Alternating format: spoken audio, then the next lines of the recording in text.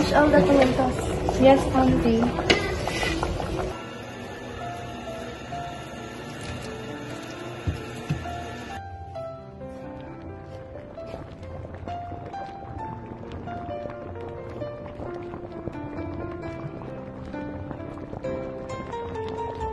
You seem quiet today. Something on your mind. Auntie, when I woke up, I saw Sylvia.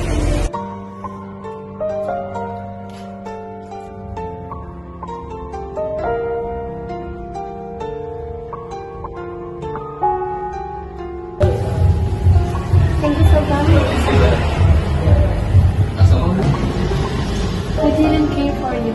I comfort Lem's funeral.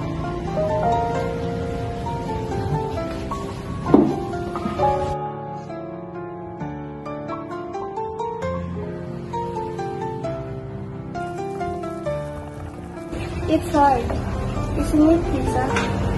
I understand how you feel. It's hard, Auntie. How can I forgive someone who tore my family?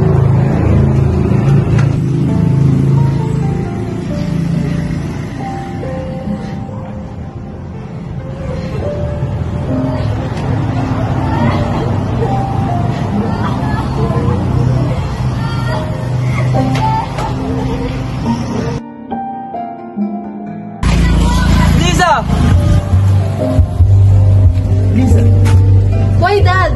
Why did you leave us? Why did Lems have to suffer from your mistake? I never wanted this to happen. I'm sorry for everything. No, Dad! I don't need your explanation. What you did was already enough.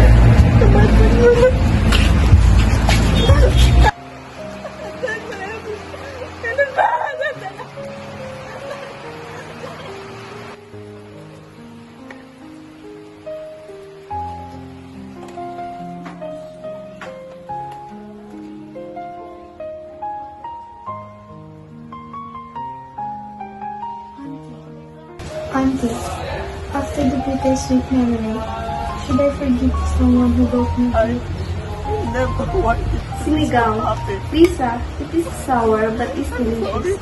Life is the same. It's not always sweet. It can be sour, salty, and bitter. But in the end, it can be still something worth savoring. It won't be easy, but I can try to forgive.